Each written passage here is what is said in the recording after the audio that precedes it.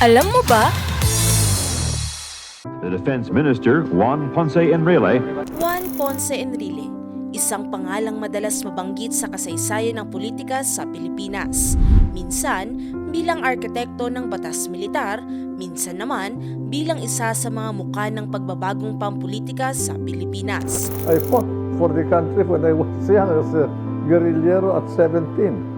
Sa paglipas ng mahabang panahon, naging bahagi na siya ng mga talakayan, debate at pag-aaral tungkol sa politika, demokrasya at mga pagbabagong hinubog ng kasaysayan. Nagsimula siyang makilala hindi lamang sa pagiging abogado, kundi sa pag-akyat niya sa iba't ibang posisyon ng pamahalaan mula 1965 na naging daan para mauwi sa isang malaking papel sa pagdeklara ng batas militar noong 1972.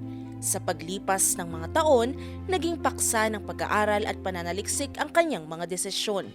Bakit ito nagsimula, paano ito nadala, at sino ang mga naging susi sa malaking pagbabagong politikal noong panahong iyon.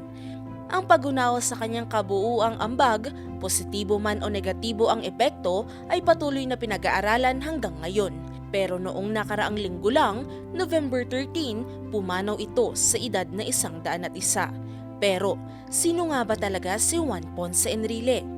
Bago ang kanyang pagpanaw nitong November 13, nanatili pa siyang isa sa mga kinikilalang public servants ng administrasyon matapos siyang italaga noong 2022 bilang Chief Presidential Legal Counsel ni PBBM. Ito'y sa kabila ng mahigit 5 dekadang paglilingkod sa iba't ibang posisyon sa gobyerno. Bilang abogado, isa siya sa mga pinakakilalang tauhan sa loob ng pamahalaan ng dating Pangulong Ferdinand Marcos Sr. mula 1965. Pinamunuan niya ang Department of Justice at Finance at naitalaga rin bilang Commissioner ng Bureau of Customs. Mas naging maingay ang kanyang pangalan noong 1972 nang ideklara ang batas militar.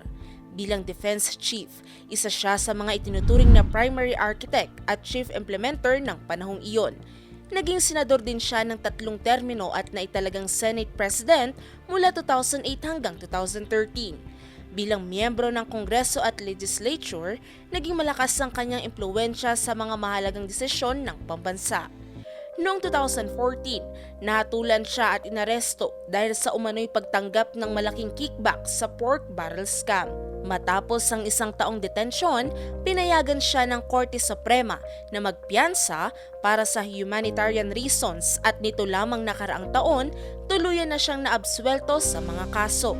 Sa kabila ng mga isyu at kasong kanyang hinarap, nanatili pa ring matunog ang kanyang pangalan sa mga talakayan tungkol sa martial law at pamahalaan. May mga tumitingin sa kanya bilang haligi ng batas at meron ding tumutuligsa dahil sa mga pang-aabusong naitala noong panahon niya. At ngayon, sa kanyang pagpanaw, isinasara ni Enrile ang isang mahabang yugto ng politika at kasaysayan.